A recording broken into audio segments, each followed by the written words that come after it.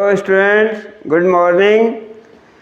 आज हम लोग पढ़ेंगे टोटल इंटरनल रिफ्लेक्शन। और क्या हाल है? अच्छे हैं हालात?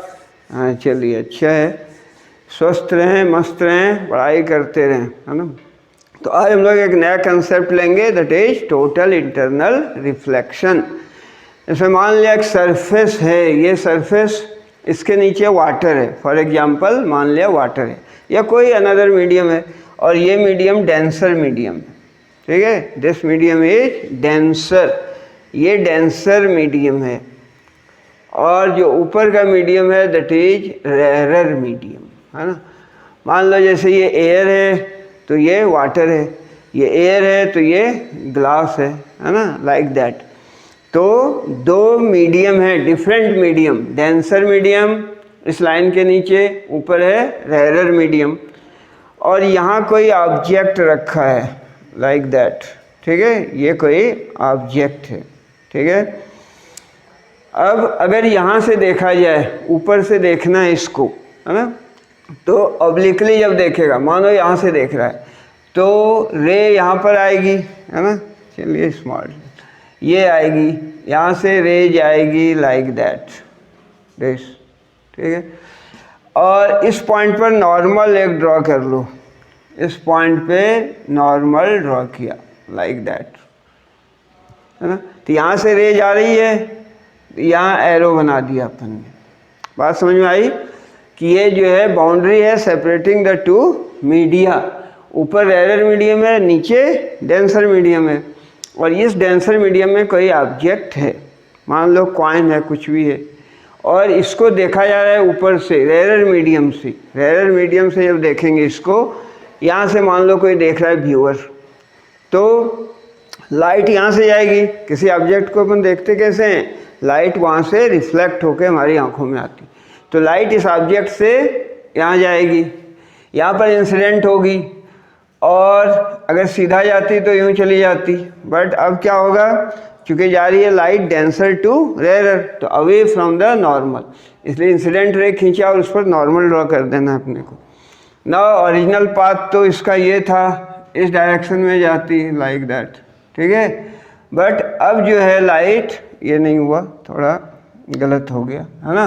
अब लाइट क्या होगी, अब लाइट बेंड करेगी, ये ओरिजिनल पाथ पे नहीं जाके थोड़ा बेंड करेगी। तो मान लें कि लाइट इस डायरेक्शन में अब जा रही है, away from the normal, normal से दूर जाएगी लाइक दैट, ठीक है। तो ये जो एंगल है, दिस एंगल, ये होगा एंगल ऑफ व्हाट, ये है एंगल ऑफ इंसिडेंस, और ये हो गया एंगल ऑफ रिफ्रैक्शन, ठीक है। लाइट जा रही है यहाँ से, तो इंसिडेंट रे ये था, दिस इज इंसिडेंट रे, ये था इंसिडेंट रे, ठीक है। और ये है रिफ्रैक्टेड रे, इंसिडेंट रे, रिफ्रैक्टेड रे।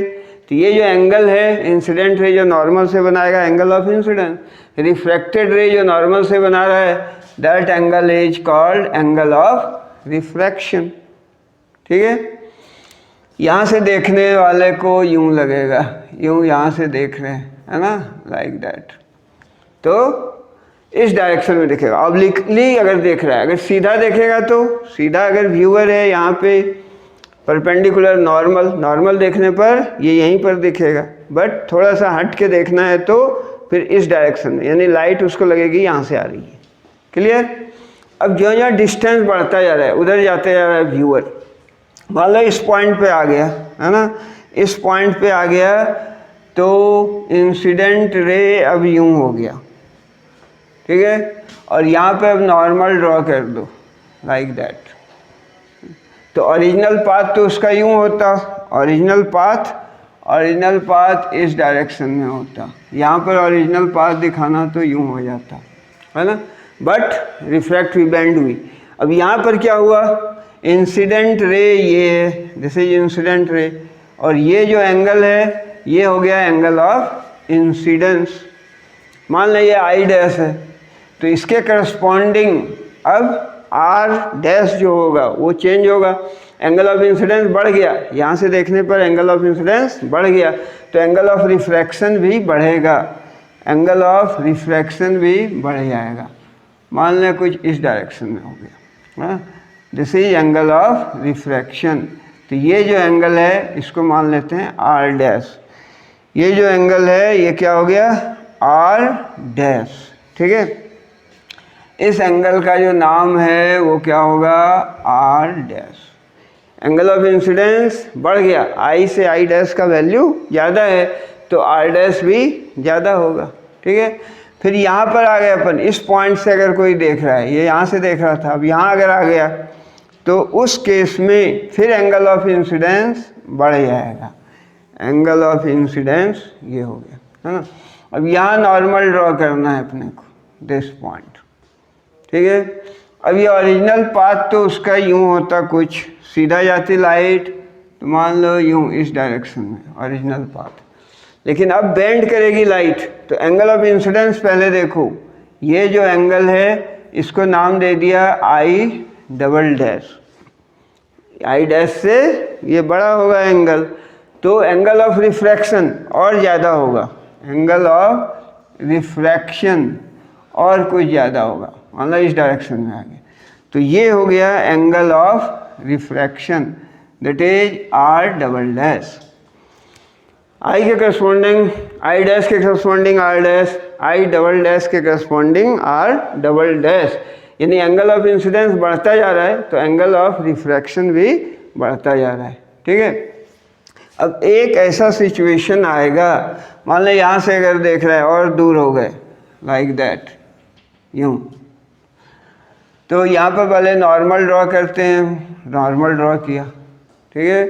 तो ये हो गया इंसिडेंट रे का डायरेक्शन था, यहाँ ये है।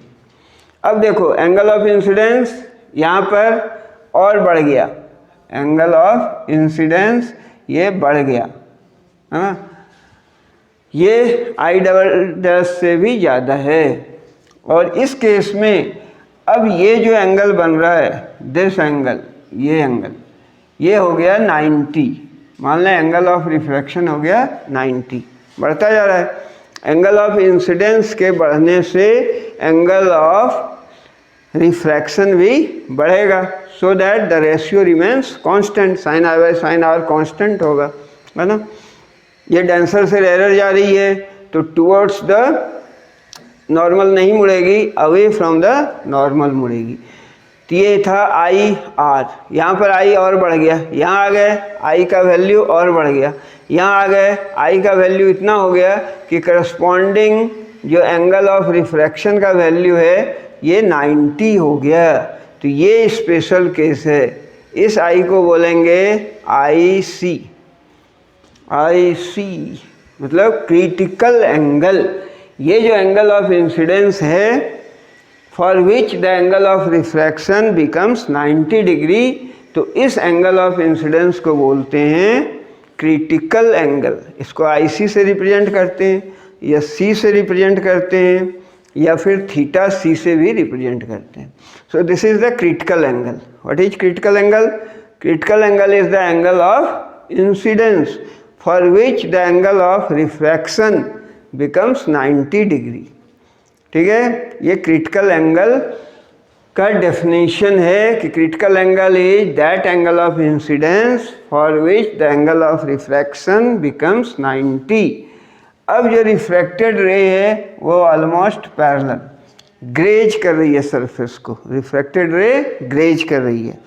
फर्दर मोर यदि इंक्रीज करेंगे एंगल ऑफ इंसिडेंस में, और इंक्रीज किया और इस साइड चले गए, फर्दर इंक्रीज यदि होगा एंगल ऑफ इंसिडेंस में, ये रे जा रही है, यहाँ नॉर्मल ड्रॉ कर दो, दिस इज द नॉर्मल। ठीक है, तो ये जो एंगल है दिस एंगल, ये इस तरह से एंगल है I which is greater than IC। इतना इंक्रीज कर दिया कि अब जो एंगल ऑफ इंसिडेंस है वो क्रिटिकल एंगल से ज़्यादा हो गया। तो R कितना हो गया था, बढ़ते बढ़ते R बढ़ गया बढ़ गया बढ़ गया, वापस हो गया 90। अब R 90 से ज़्यादा बढ़ेगा तो क्या होगा, इसी मीडियम में आ जाएगा, है ना, सेम मीडियम में आ जाएगी। तो यहाँ पर अब रिफ्रैक्शन नहीं होके क्या होगा, यहाँ पर रिफ्रैक्शन होगा, रिफ्लेक्शन नहीं होके रिफ्रैक्शन होगा। सच दैट कि ये जो एंगल है, ये एंगल आई है तो ये एंगल भी आई होगा, है ना। ये एंगल यदि आई है तो ये एंगल क्या होगा, ये भी आई होगा। नहीं, आईसी है तो ये भी आईसी होगा, क्योंकि रिफ्लेक्शन अगर हो रहा है, रिफ्लेक्शन हो रहा है मीन्स कि angle of incidence will be equal to angle of reflection. तो ये समझना है अपने को। एक्चुअली यहाँ हम लोगों ने क्या देखा कि जैसे जैसे एंगल ऑफ इंसिडेंस बढ़ रहा है, रे कहाँ से जा रही है, from denser to rare medium, angle of incidence बढ़ेगा तो एंगल ऑफ रिफ्रैक्शन भी बढ़ता जाएगा, और angle of refraction angle of incidence से ज़्यादा होता है। तो बढ़ते बढ़ते एक ऐसा केस आएगा कि for particular value of angle of incidence के लिए जो ये एंगल ऑफ रिफ्रैक्शन है ये 90 हो जाएगा, R बराबर 90। So that particular angle of incidence for which the angle of refraction ये 90 हो गया, तो उस एंगल को बोलते हैं क्रिटिकल एंगल। ठीक है, this is called critical angle. अब अगर एंगल ऑफ इंसिडेंस का वैल्यू क्रिटिकल एंगल से भी ज़्यादा हो गया, मोर देन क्रिटिकल एंगल, तो उस केस में light is no more refracted, rather it is totally reflected back in the same medium, same medium में डेंसर से डेंसर में ही मुड़ गई, रिफ्लेक्ट हो गई, है ना। So this phenomena is called total internal reflection. ठीक है, तो अभी थोड़ा क्रिटिकल एंगल की हम लोग बात कर लेते हैं। ये पिक्चर आ गई समझ में, ठीक है। नाउ अगर यहाँ से कोई देख रहा है तो ऐसा दिखेगा, अगर यहाँ से देख रहा है कोई व्यूअर, यहाँ से देख रहा था और यहाँ से अगर देखेगा लाइक दैट, ठीक है, इस ढंग से, तो इसे जो दिखेगा वो कहाँ कहाँ दिखेगा, ये देखो, इसको लगेगा कि यहाँ से रे आ रही है। ठीक है, चलिए थोड़ा गड़बड़ हो गया, ऐसा ही बना लेते हैं अपन सिंपल। इसको लगेगी कि रे यहाँ से आ रही है, लाइक दैट। ठीक है, ये जो देख रहा है इसको लगेगी अब और थोड़ा ऊपर हो जाएगा, नहीं थोड़ा ऊपर हो गया, इसके लिए और ऊपर हो जाएगा, लाइक दैट। और इसके लिए जब आई बराबर IC हो गया तो लाइट तो अब निकल ही नहीं रही बाहर, तो यहीं तक दिखना है। कहाँ तक दिखेगा, लाइक दैट, ये जो पोर्शन है इस पोर्शन तक दिखेगा, है ना। उसी तरह इस साइड में भी इक्वी डिस्टेंट, अपन इधर से जा रहे हैं, यूँ जा रहे हैं, बढ़ते जा रहे हैं, तो जो इधर आ रहे हैं, जो इधर आते जाएंगे, तो अब लाइट तो यहाँ तो गई, बट जब I बराबर IC हो गया तो अब लाइट क्या कर रहा है, जस्ट ग्रेज कर रहा है सरफेस को, तो बाहर नहीं निकलेगी, है ना। तो अप टू दिस लाइट बाहर निकलेगी, है ना। उसी तरह जितना इधर आए डिस्टेंस, उतना ही डिस्टेंस उधर चले जाएंगे दैट साइड, तो उतने डिस्टेंस तक दिखेगा अपने को, है ना। उसके बाहर नहीं दिखेगा, लाइट उससे बाहर नहीं निकलेगी।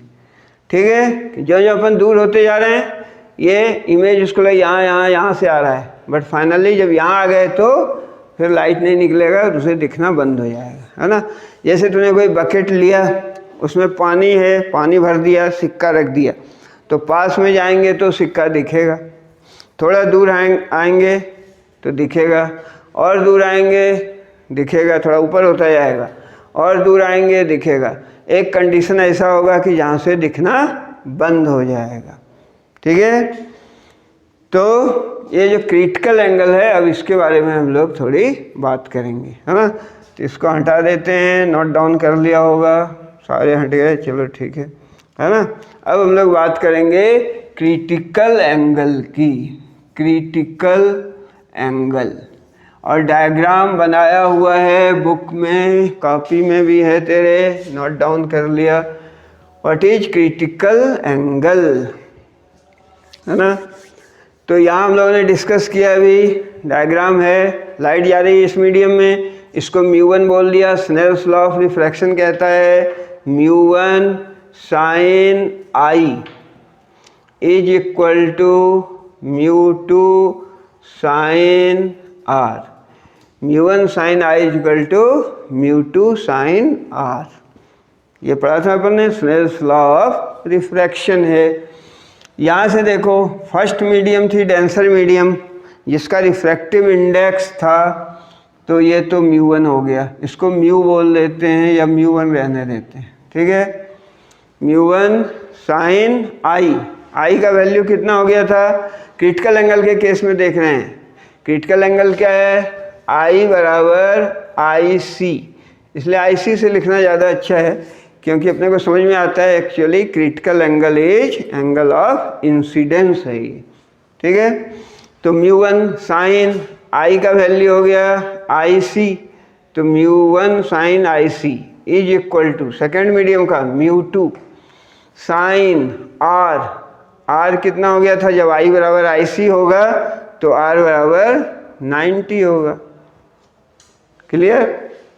अब यहाँ से वैल्यू रख दो, तो ये हो गया μ1 sin IC is equal to μ2, μ1 sin IC is equal to μ2, ठीक है।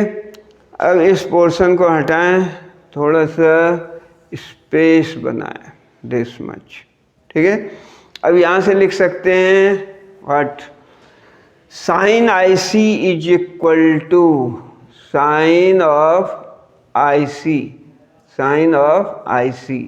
Is equal to μ2 by μ1, μ2 upon μ1, या इसको लिख सकते हैं μ21, या इसको लिख सकते हैं म्यू। क्लियर। तो ये क्या हो गया, sin IC is equal to μ2 by μ1 और μ21 या म्यू। चलिए, तो म्यू अभी नहीं लिखते हैं, ठीक है। क्या हो गया, μ21, बट व्हाट इज μ21, 1 से 2 में जा रही है, डेंसर से रेयर में जा रही है।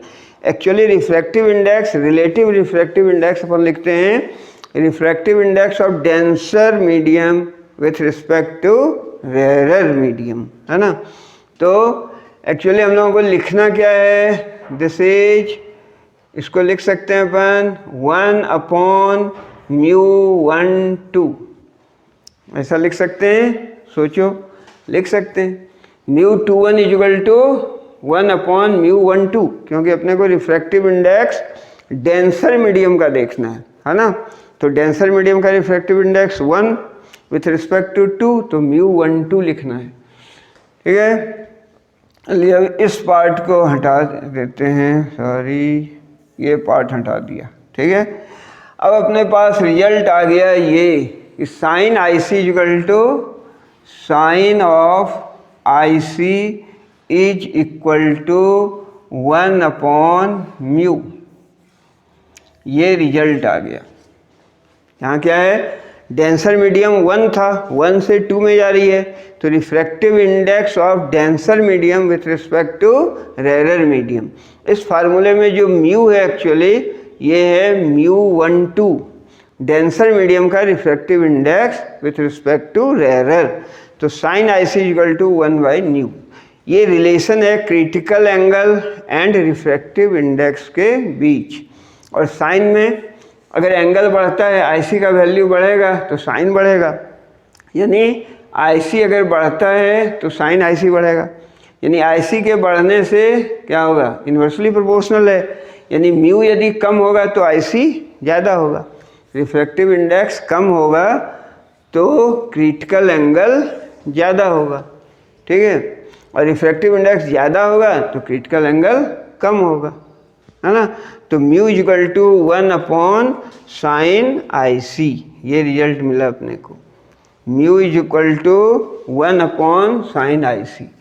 ऐसा लिख सकते हैं अपन, relation mu is equal to 1 upon sine IC, this is the relation between refractive index and critical angle, ठीक है।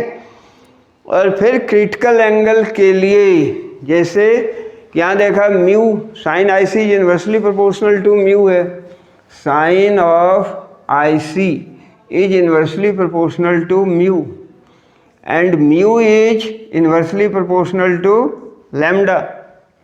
ये देखा था हम लोगों ने। Refractive index is inversely proportional to wavelength होता है, तो और ये inversely proportional to this means sine of I C is directly proportional to wavelength. Sine of I C wavelength के डायरेक्टली प्रोपोर्शनल होगा। यहाँ से आया समझ में? Sine I C is inversely proportional to refractive index and mu is inversely proportional to lambda होता है, then sine I C is directly proportional to lambda. कहने का मतलब यदि वेवलेंथ ज़्यादा होगा तो क्रिटिकल एंगल ज़्यादा होगा।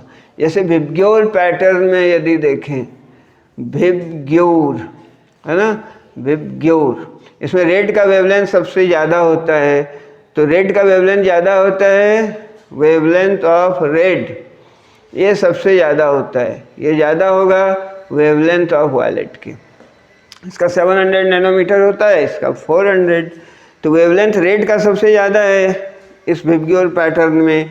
तो क्रिटिकल एंगल जो है, क्रिटिकल एंगल रेड का ज़्यादा होगा critical angle of violet colour, है ना। क्रिटिकल एंगल जो है रेड का ये ज़्यादा होगा क्योंकि वेवलेंथ ज़्यादा है, क्रिटिकल एंगल ज़्यादा होगा, वायलेट का क्रिटिकल एंगल कम होगा, है ना। यहाँ से अपन इन्फर कर सकते हैं, ठीक है। अब हम लोग आगे डिस्कशन करते हैं, दैट इज कि यहाँ तो ये देख लिया अपन ने, ये सिचुएशन है ना, क्रिटिकल एंगल और वेवलेंथ दैट इज ये डायरेक्टली प्रोपोर्शनल है। जैसे सर्टेन मीडियम का देखा था अपन ने, वाटर का रिफ्रैक्टिव इंडेक्स है ना, तो साइन आई सी बराबर sine of I C is equal to 1/μ होता है। अगर वाटर का केस ले लें, यहाँ आई सी अगर सिंपली देखें तो आई सी इक्वल टू लिख सकते हैं साइन इनवर्स 1/μ, ठीक है। साइन आई सी 1/μ, तो I C equal to sine inverse 1/μ। For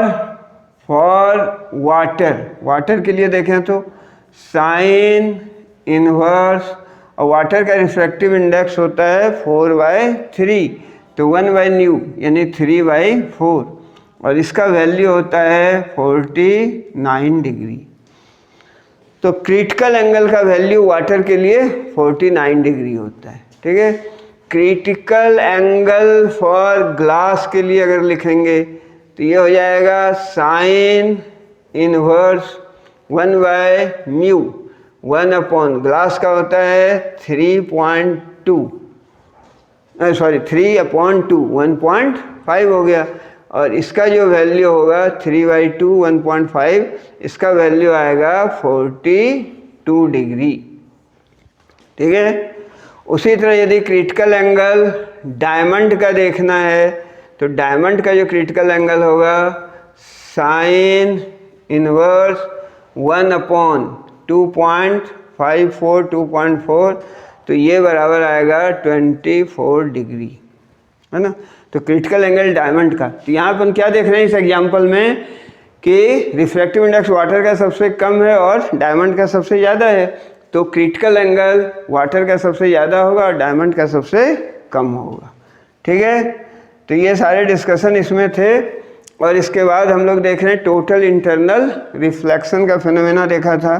total internal reflection, मान लो ये यहाँ तक बनाया अपन ने, या इसको छोड़ते हैं अपन, है ना, दिस वन, ऐसा एक डायग्राम बनाते हैं, यूँ लाइट यूँ निकलेगी, यहाँ मान लो कोई पॉइंट सोर्स रखा हुआ है, this is the point source, ठीक है। और इस पोर्शन को थोड़ा हटा दें लाइक दैट, चलिए कोई बात नहीं। अब इसको ये कंप्लीट कर दिया, यहाँ पर मान लो कोई पॉइंट सोर्स है, वो समझ में आ रहा है, और ये रखा हुआ है मान लो वाटर में, ये कहाँ रखा हुआ है, पानी में रखा हुआ है, या यूं बीकर है, यूं लाइक दैट, ठीक है, इसके नीचे वाटर है, लाइक दैट। वाटर के अंदर कोई ऑब्जेक्ट है ना, ओ। अब इससे लाइट देख चुके हैं अपन कि यहाँ पर, यहाँ अगर नॉर्मल एक ड्रॉ कर दो लाइक दैट, ठीक है, तो ये जो है ये इंसिडेंट रे हो गया। ये मान लो डेंसर मीडियम है और this one is rarer medium, है ना, डेंसर टू रेरर। अरे यार गड़बड़ हो गया, डेंसर टू रेरर, ये मीडियम डेंसर है और ये रेरर मीडियम है, ठीक है, समझ में आ रहा है। डेंसर मीडियम है, इसमें मान लो वाटर है कुछ है, इसमें कोई ऑब्जेक्ट रखा हुआ है यहाँ पे ओ, और जब यहाँ से इसको देखा जाएगा ऊपर से, है ना, तो जैसा भी हमने डिस्कस किया था, अगर यहाँ पर बीच में एक लाइन खींच देते हैं, दिस वन, ये है ना, ये स्ट्रेट लाइन हो गई, है ना। तो अगर यहाँ से देखेगा परपेंडिकुलर अगर देखा जाएगा तो ये कॉइन कहाँ दिखेगा, या कोई ऑब्जेक्ट ओ ये यहीं पर दिखेगा जहाँ है, बट जो जो इधर आता जाएगा, यहाँ आया तो दिखेगा, यहाँ आया दिखेगा, यहाँ आने पर नहीं दिखेगा। और वो एंगल कौन सा होगा, that is angle of incidence, उसको बोलते हैं क्रिटिकल एंगल।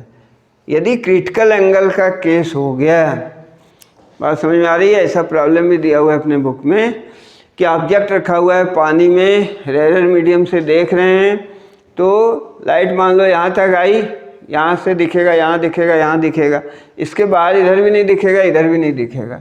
उसी तरह ये इंसिडेंट रे हो गई ये, तो यहाँ पर भी अपन नॉर्मल अगर ड्रॉ कर दो दिस, तो ये हो गया एंगल ऑफ क्या, क्रिटिकल एंगल। एक्चुअली ये हो गया क्रिटिकल एंगल, आई सी से रिप्रेजेंट कर।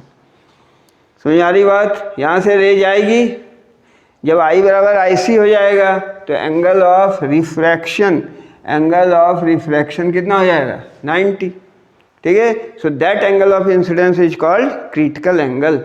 यानी लाइट इससे निकलेगी, यहाँ से निकलेगी यूँ यूँ।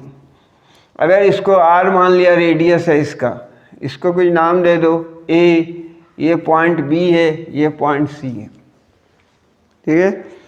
तो कोई ऑब्जेक्ट यदि रखा हुआ है, मान लो डेंसर मीडियम में पानी में रखा हुआ है, तो यहाँ तक वो दिखेगा, यहाँ तक लाइट उससे बाहर निकलेगी, इस साइड में और इस साइड में लाइट नहीं निकलेगी। जबकि एंगल आई बराबर आई सी हो जाएगा, तो क्रिटिकल एंगल जब हो जाएगा एंगल ऑफ इंसिडेंस, तो उस केस में एंगल ऑफ रिफ्रैक्शन 90 हो जाएगा, तो लाइट यहीं से निकलेगी। यदि इस पर कोई ओपेक मीडियम रख दिया जाए, डिस्क रख दिया जाए ओपेक, तो लाइट इससे बाहर नहीं निकलेगी, है ना। तो उसका रेडियस क्या होगा, वो जो अपन ने डिस्क रखा उसका रेडियस क्या होगा। या कभी ऐसा ही पूछते हैं कि कोई कॉइन है, कोई ऑब्जेक्ट है, तो क्या होगा, वो मिनिमम एरिया निकालिए जहाँ से कि लाइट विल इमर्ज आउट, जहाँ से लाइट बाहर निकलेगी, क्योंकि इधर तो नहीं निकलेगी, इसी एरिया से बाहर निकलेगी, है ना। इसके लिए हम लोग एक एक्सप्रेशन डिराइव करेंगे, इस पर बेस्ड न्यूमेरिकल्स वगैरह भी आते हैं, है ना। तो यहाँ आर बराबर 90 हो गया। अब ये एंगल आई सी है, तो ये एंगल भी होगा आई सी, पता है सबको, ये एंगल कितना होगा, आई सी, नहीं ये आई सी है तो ये आई सी होगा, क्योंकि ये दोनों लाइन एक दूसरे के पैरेलल है, ठीक है। तो अब यहाँ से यदि, और ये जो डेप्थ है, मान लीजिए ऑब्जेक्ट रखा हुआ है, यहाँ से इसका जो डिस्टेंस है दैट इज डी। ऑब्जेक्ट कितने डिस्टेंस पर है, कितने डेप्थ पर है इनफैक्ट, तो डी डेप्थ पर है, तो ये अपने को डी दिया हुआ है ना। अब अगर टेन ऑफ थीटा निकालें, tan of I C, tan of I C का वैल्यू निकालेंगे, tan theta P by B, तो निकलेगा A B upon B, B हो गया ये, यानी O A, O A. And what is tan, tan is sine theta upon cos theta, सबको पता है। And what is A B, A B R है, जो रेडियस अपने को निकालना है। एरिया निकालेंगे किससे लाइट बाहर निकल रही है, तो इसके लिए पाई आर स्क्वायर, सर्कुलर है ये, पाई आर स्क्वायर होगा तो आर निकालना पड़ेगा, तो आर, और ये जो है ये डेप्थ कितना है डी, तो ये हो गया आर बाई डी, ठीक है, आगे बात समझ में। अब यहाँ से एक रिलेशन निकालना है अपने को। चलिए तो इधर थोड़ा स्पेस बनाते हैं लाइक दैट, ठीक है। अब साइन आई सी व cos I C, but what is sine I C, हम लोगों ने रिलेशन निकाला भी। Sine I C is equal to 1/μ। Sine I C का वैल्यू होता है 1/μ। तो ये वैल्यू इसमें रख दो तो अपने को मिलेगा रिलेशन साइन आई सी, ये तो पहले रखो sine of I C upon cos I C, cos theta को लिख सकते हैं √1 minus sine square theta. Cos theta is 1 minus sine square theta का square root is equal to R/D। Clear. अब साइन आई सी का value रख दो तो R/D बराबर लिख सकते हैं, साइन आई सी व्हाट 1/μ, तो 1/μ रख दिया यहाँ upon √1 minus sine square theta 1/μ square. Clear, simple है। नाउ अपन इस पोर्शन को हटा दिया, ठीक है। और अब लिखना है अपने को, सॉरी क्या लिखना है, दिस, ये बराबर हो जाएगा, ठीक है। ठीक है, ये बराबर हो जाएगा क्या, इट्स ओके, है ना। R/D इज इक्वल टू 1/μ, 1/μ है, और ये कितना हो जाएगा μ स्क्वायर माइनस 1/μ स्क्वायर, μ स्क्वायर का √μ, तो फाइनली μ कैंसिल हो जाएगा। तो R/D equal to what 1/μ square minus 1 का स्क्वायर रूट, μ स्क्वायर माइनस 1 का स्क्वायर रूट, ठीक है। तो यहाँ से R का वैल्यू निकल जाएगा, R is equal to what, R का जो वैल्यू होगा वो होगा D/√μ square minus 1, R is equal to this much, ठीक है। R का वैल्यू कितना निकल गया, D/√μ स्क्वायर माइनस 1, यानी ये वो रेडियस है जिससे कि लाइट बाहर निकलेगी। एरिया निकालना होगा तो πr स्क्वायर कर देंगे, बट R के लिए ये फार्मूला है। यहाँ D क्या है, D डेप्थ है ना, ऑब्जेक्ट जितनी डेप्थ पर है डेंसर मीडियम में, μ is the refractive index of the denser medium, ठीक है, with respect to rare medium. तो यहाँ से R निकलेगा अपने को D/√μ स्क्वायर माइनस 1। क्लियर। इस पर बेस्ड न्यूमेरिकल वगैरह बना सकते हैं और कई कंसेप्चुअल प्रॉब्लम्स भी इस पर बेस्ड आते हैं। बहुत इम्पोर्टेंट टॉपिक है ये, ठीक है, देखो, है ना। अब क्या है अपने को, जैसे एक न्यूमेरिकल है वो तुझे करना है, चलो मैं लिख देता हूँ केवल, चलिए लिख देता हूँ, this one is the line, this one is the line, this one is the line, ठीक है। ये प्रिज्म है और ये एंगल 90 है, क्लियर, और ये एंगल थीटा है, ठीक है। कोई रे इंसिडेंट हो रही है, कोई रे इंसिडेंट हो रही है ना, ठीक है। तो ये रे बना दिया अपन ने, नॉर्मली इंसिडेंट हो रही है, ये दिया हुआ है, ये नॉर्मल इंसिडेंस होगी, ठीक है। यहाँ एरो बना दिया, ये 90 दिखा दिया, नॉर्मल इंसिडेंस हो रही है। नाम कुछ भी दे सकते हैं, मान लिया, दे दिया अपन ने, this is A, this one is B, this one is C. और क्या कंडीशन दे रखा है, और एक कंडीशन दे रखा है कि लाइट यहाँ से कुछ यूं, नहीं, लाइट यहाँ से कुछ यूं निकल रही, थोड़ा फाइन नहीं बना, तो सिंपल ले लेते हैं यार, है ना, ये भी नहीं बना और सिंपल लेना पड़ेगा। चलिए, कुछ लाइट इस डायरेक्शन में निकल रही, यहाँ नॉर्मल ड्रॉ कर दो लाइक दैट, ये नॉर्मल हो गया, है ना। अब अपने को थोड़ा सा यार फाइन नहीं हुआ, कोई बात नहीं, समझ में आ रहा है। तो ये है इंसिडेंट रे। क्या बोल रहा है प्रॉब्लम में? प्रॉब्लम में ये बोल रहा है कि कोई प्रिज्म है और ये प्रिज्म वाटर के अंदर है। हाँ यार, वाटर बनाया नहीं, पानी, जल ही जीवन है, ये हो गया, ठीक है। ये जो प्रिज्म है वो प्रिज्म कहाँ पर है? राइट एंगल प्रिज्म है, एक एंगल 90 है, और ये प्रिज्म कहाँ रखा हुआ है? पानी के अंदर। अब पानी, प्रिज्म के अंदर तो पानी नहीं जाएगा, इसलिए इधर नहीं बनाया अपन ने, है ना, क्लियर ना। ये पानी में प्रिज्म रखा हुआ है और कोई रे नॉर्मली इंसिडेंट हो रही है यूं, ठीक है, और फिर ऐसे निकल रही है। टोटल इंटरनल हो रहा है कि नहीं ये नहीं कह रहा है, मतलब ऐसे यहाँ से निकल रही है। तो what will be the minimum value of theta? इस इंसिडेंस के लिए जो फिगर दिख रहा है, इसको सच होने के लिए मिनिमम वैल्यू ऑफ थीटा क्या होगा, ठीक है। यह साइन थीटा का मिनिमम वैल्यू निकालना है, थीटा का मिनिमम वैल्यू निकालना।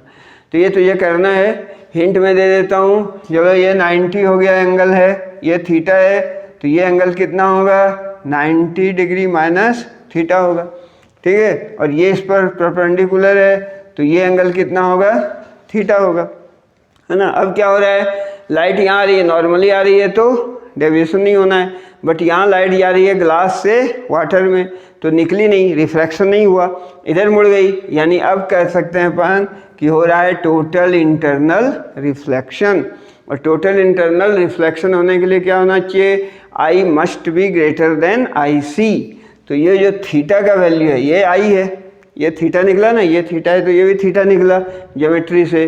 थीटा क्या है? Angle of incidence, incident ray and normal के बीच का एंगल। तो this theta must be greater than, this theta must be greater than I C. Critical angle से इसका वैल्यू ज़्यादा होना चाहिए, तभी टोटल इंटरनल रिफ्लेक्शन हुआ होगा, है ना। रिफ्लेक्शन नहीं हुआ, टोटल इंटरनल रिफ्लेक्शन हुआ होगा।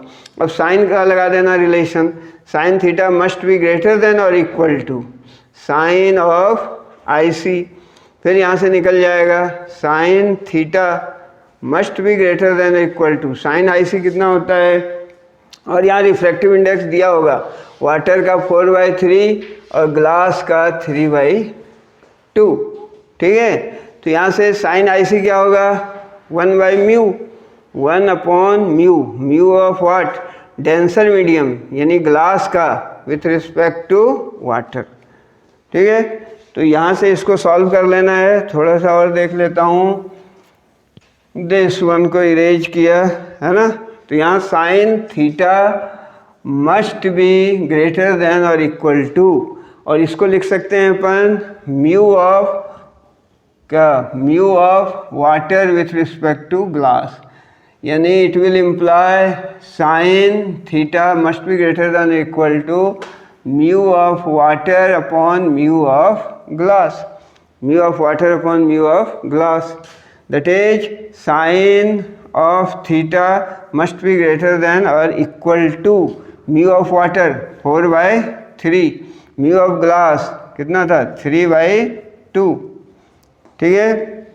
तो फिर यहाँ से आ जाएगा, इस पार्ट को इरेज कर दिया अपन ने, तो फिर यहाँ से आ जाएगा that is sin of theta must be greater than or equal to 8/9, that is theta must be greater than or equal to sin inverse 8/9, है ना। यानी थीटा का जो वैल्यू है वो साइन इनवर्स 8/9 से बड़ा होना चाहिए, ठीक है। With this we finish this one. Thank you, have a good day.